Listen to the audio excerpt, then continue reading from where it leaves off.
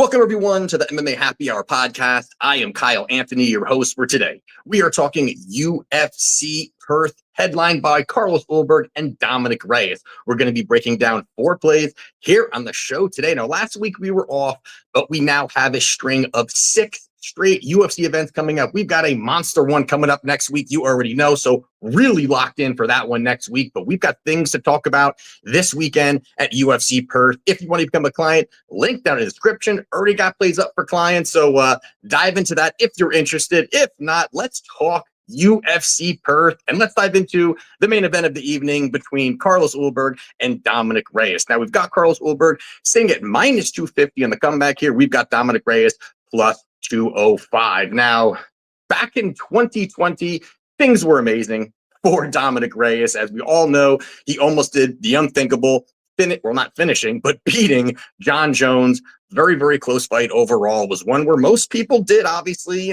kind of give it to Reyes there, but Jones gets the nod, gets the victory. And since then, Reyes really had right after that one of the worst title hangover fights that you could possibly imagine, where he goes out there and has 3 straight losses after almost beating the GOAT and gets knocked out 3 straight times in absolutely brutal fashion, loses to Jan Blachowicz, gets knocked out also to Yuri Prochazka and also Ryan Spann. So really bad showing for him after that. And pretty much I got to say, I was one that he was dead to me. I was done with Dominic Reyes. Didn't think that he was ever really going to make a comeback. It sounds like, there were questions about that, about him even coming back, and a lot of things were going on there. But since his, 2-year layoff, he has come back and he has shown signs of life, for a guy that looked like he was dead in the water, goes out there and then gets 3 straight victories, all by knockout, and did show that maybe he's back. Maybe, reasons why he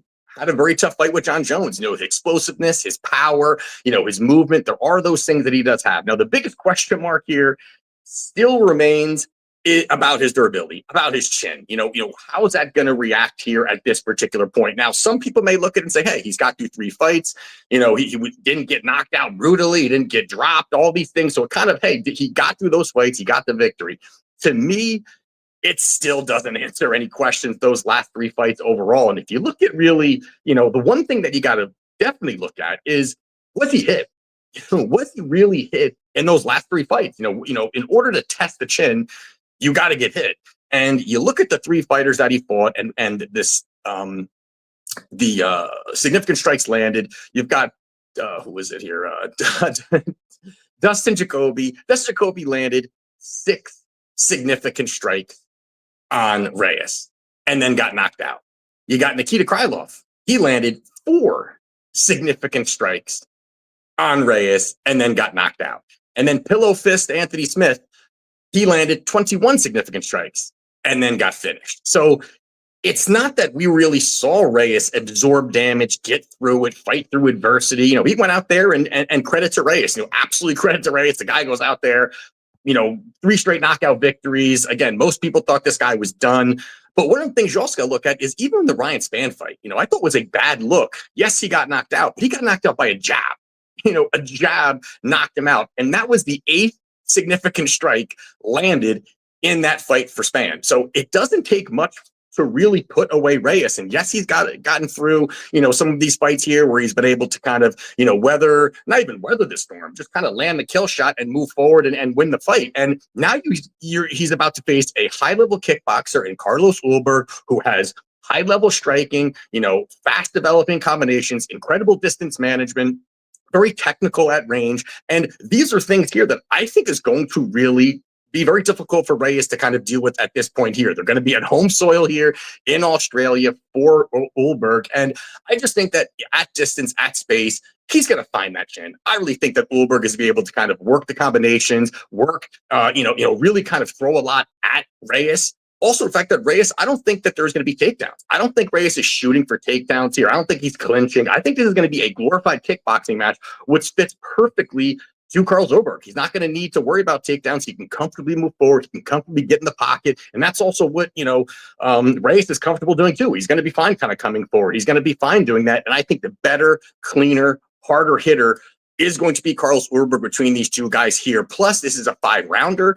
I think somewhere within these 5 rounds, I do believe that Ulberg is going to land that killer shot. And the one thing that we do know is you can't fix glass chins. There's never been, unless you guys know, let me know, has there ever been a guy that has had a terrible chin and then all of a sudden we're like, wow, this guy's got a really, really durable. He's very durable, great chin. It's never happened. So guys that normally can't take punches consistently can't take punches. And I think this is really set up nicely for Ulberg on home soil to get this knockout. So getting off the -250 number, you got Carlos Ulberg by knockout sitting around -125. I like that price. I think it's a very likely outcome. And I believe he gets the knockout and then probably gets a title fight soon after that. So I'm going Carlos Ulberg by knockout -125. Next one here we're going to talk about is going to be Justin Tafa -115 on the comeback. Here we got Louis Sutherland -105. Now, most of my breakdowns, I like to dive into styles and stats and analytics and matchups and all these things. And this fight is not one of those. This is a sloppy heavyweight fight. There's no doubt about it that this is a sloppy fight. We can't really get around that part of it here. And the one thing you got to look at here is when I went back and watched Sutherland, the guy's big. The guy's a massive guy. Definitely might be on the secret juice there as well because he looked, a couple fights ago, he was not as big as he is. He's consistently got in far better shape in a very quick amount of time. But he is going to be, physically strong here. And, if he's going to look for those takedowns, and obviously we do know that, the Tafa brothers, especially, once they're taken down, they cannot get up. They're stuck on their back here. And, that can be a path here. There's no doubt that can be a path for Sutherland to kind of mix that in and get these takedowns. But, can he get these takedowns is the question here. When you look at really, who he's fought, I'm not saying that Tafa has fought these elite level guys by any means, but, really Sutherland in these lower level organizations are fighting, part-time taxi drivers and garbage men. They're not really fighting guys who are full-time fighters. Obviously it's not Sutherland's fault, but because he's just fighting who's in front of him. But I just think this is a spot here and a level of a fighter that Tafa knocks out. Right? This is one of those levels where Tafa just sets it up for him at home to get a spectacular knockout. I think if you're looking at the striking side of things, I don't think it's close. I really don't think it's close. There are a lot of issues with Tafa. There's no doubt about it. The guy is not some high-level fighter, but he's got some kickboxing. He's got some nice leg kicks he can mix in. He's got power in his hands. He's willing to throw in the pocket. And that is really where I do think that Sutherland's a guy who is kind of willing to do it as well. He's kind of a brawler too. He's not very technical. He's very sloppy overall. And really his biggest thing that he does is he'll just move forward and he'll blitz forward and throw these big hooks and either try to, get into the clinch, hold you up against a fence, take you down. But really, these blitzing, wild hook shots, I think opens up huge opportunities here for Tafa to land a counter. And he's the kind of guy that is okay with that. A guy coming forward, he wants that interaction. He wants to find that counter, find that opening, land that big shot here. And I don't really see much from Sutherland on tape that wow, he's going to be able to do this. And again, I understand this is a low level fight overall, but this just sets up nicely, I think, for Tafa. And, yes, Sutherland's going to look to move forward. He's going to look to crash the pocket. He's going to look to try to get in the clinch, cage push, do all those things. But I don't really think he finds much success. Again, he's not very technical. I'm not very, high on him. Of course, I'm not that high on Tafa either. But at this price here, I don't think it's a bad price, for Tafa here. And I think that the willingness to exchange for Sutherland in the pocket, Tafa's going to land these big shots here. Out of his 7 victories, all come by knockout. I think this is a spot here for Justin Tafa. You can get even a better price here at +125 for Tafa via knockout. That's where I'm going here. And I do believe he knocks out Sutherland in this fight. Next one here we're going to talk about is going to be Jake Matthews. He is -410 on the comeback here. We've got Neil Magny. He is +310. Now, you've got the biggest favorite on the card in Jake Matthews here. And, he's 4-1 over his last 5. He's definitely shown some life here where he's been extremely inconsistent. We all know that, where he's a guy that you can't always really, there's a fly in here. You can't always really count on. And and that's an issue. That's definitely going to be an issue as a guy that just is very inconsistent overall. Now he is coming off a nice round one submission victory over Chidi and Jaquani, which was a fight where he kind of just jumped on Chidi's back. Chidi looked just completely lost, got submitted. It was in the, like, I believe the first minute of the fight, and that was it. Now he was a slight underdog going into that fight, as in Jake Matthews, and now he's a minus 400 against Neil Magny. Now, I think this is a big overreaction to the market here. Yes, there are some issues here with Magny. There is no doubt about it. I get it. The guys look slower. You're definitely seeing a little bit more of a decline here. He's not the kind of fighter that he was, really in the past here. He's 38 years old. You've got Jake Matthews. He's 31 years old. And again, the appearance is starting to slow down a little bit. But he is 2-3 out of his last 5. And really, for over many years, the only guys he's losing to is elite level fighters. He's not really, he's beating some of these guys who are middle of the road guys, and then he's able to go up. Hey, I'm going to fight a higher level fighter, and he ends up losing, and then he tries to be another gatekeeper and come back down. And that's kind of been his career for many years. But he's only losing to elite level guys. Carlos Prates, Michael Morales, Ian Gary, Shavkat. I mean, these are some guys that fighters in the division don't even want to fight. They don't even want to get in the cage with them. And Magny, even at 38, 36, wherever he was, and over these fights, he's taking these fights on, and it's, going into the fight, it's a very lopsided fight. We know that here. And I feel like Jake Matthews is getting priced like he's Shavkat.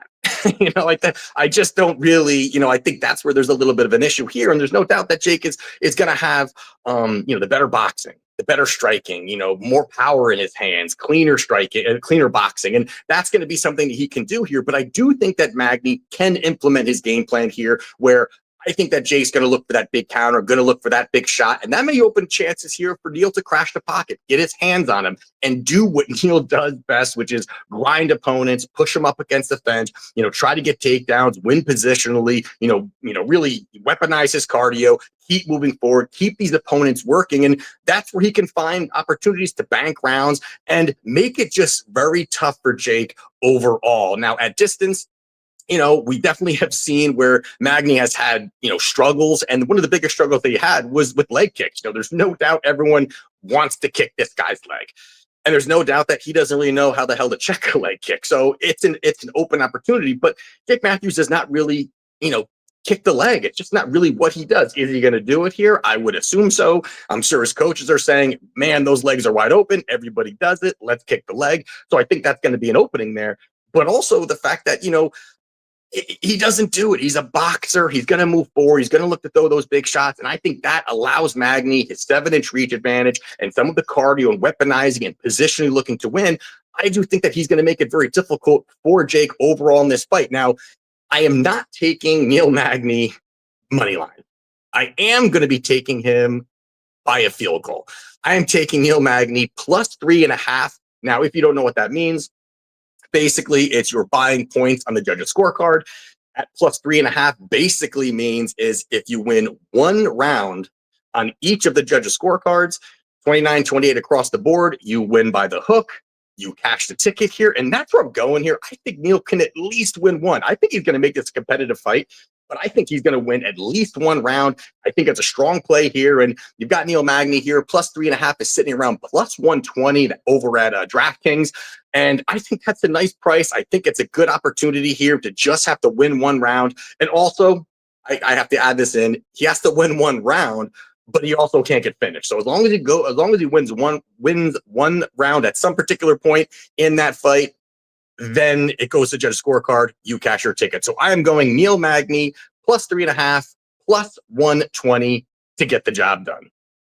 And the last one here we're going to talk about is going to be Jose Musasi minus 170 on the comeback here. We have Colby Thicknees. He is plus 140. Now, there's no doubt that there was a little bit of hype around Musasa. This guy, 7-0, 6 knockouts. I'm sorry, all by knockout, 6 in the first round. The guy's got his nickname is the KO Wizard. He's got a lot of going on for him here. He looks the part. This guy throws hard. He's jacked. He's definitely a raw talent, and there's a lot to like about the kid. But really, I have been very underwhelmed what I've seen outside of the regional scene. And when he came out to Dana White's Contender Series, yes, he won, but it was, I thought, a very underwhelming performance overall. He wins by split decision in a fight I thought he clearly lost. He ended up, the opponent outstruck him in every round, all 3 rounds. Had his opponent took him down 4 times with 4 minutes of control time. Now, that to me probably earned him the victory. They gave it to Masasa, so he gets the victory there, and then they sign him. He goes to Dana White's. He goes to the UFC, gets a debut against Carlos Vera in a fight that I feel like, they were kind of saying, "Hey, knock out this, BJJ specialist here, and it's a nice debut for you." And it went the other way. Carlos Vera lands a head kick, drops him, and chokes him out in the first round. Terrible showing overall. And those 2 fights I thought were pretty much the worst fights that he has had. Obviously, they're higher level guys, but the worst fights that he has had. And throughout Musasa's career, he's only fought in Africa. That's the only spot that he has fought in the regional scene there. He comes out, he ends up fighting, in Dana White's Contender Series. Didn't look good, probably lost. Then he fights again, loses there. Now he's fighting in Australia. Now, all these changes and things are always something to deal with, especially a guy who's very new, to when you're talking about the UFC or the bigger promotions and those types of things. So I do think that there is a little bit of something to that. But overall, I think Colby is better everywhere. I think he's the better, more rounded fighter between the two. Also he has the current champion, Alexander Volkanovski, as his he is Volkanovski's training partner. It's not the other way around. And that kind of camp is going to come up with a great strategy, a great plan, really, always working. He's getting good rounds in with high level guys, and you're not really going to be seeing Musasa get any good rounds really where he is located in the world. And, I just think that you can see Colby mixing it up a little bit better, looking for takedowns. You saw that there were a couple takedowns in his fight against in Dana White's Contender Series. That can be an opportunity there where you can see Colby looking for takedowns, working positionally, winning positionally, banking some rounds overall. And yes, Musasa is an explosive guy. There's no doubt. He's a hard hitter. The harder hitter between the two, no doubt. But he's just such a raw talent where he's overly aggressive in certain spots, and he's really hunting that finish. And I think that's where he leaves himself open. I think he was hunting the finish or hunting the big shot, I should say, really, against Carlos Vera, and Vera caught him. And you can do that against bums in regional scene. You can do that there. You can't consistently try to just knock out every guy you see, especially when you're talking about UFC fighter caliber fighters here. So I think this is a spot here where Musasa, it's going to get crazy in that first round. I think he's going to be swinging for the fences. But after that, I think Colby starts to pick it up, starts to, really work his strategy a little bit, maybe win positionally, outland him, push out more volume here. So I do like Colby Thicknees to get the job done here at plus 140. So there you have it for my plays for UFC Perth. If you want to become a client, link down in the description. And again, we've got 6 UFC events coming up back to back to back. Pumped about it. I know football's back, because I absolutely love that as well. But we got some nice Saturday nights booked up for us here as UFC bettors. So again, if you want to become a client, link down in the description, and see you next week. Let's catch.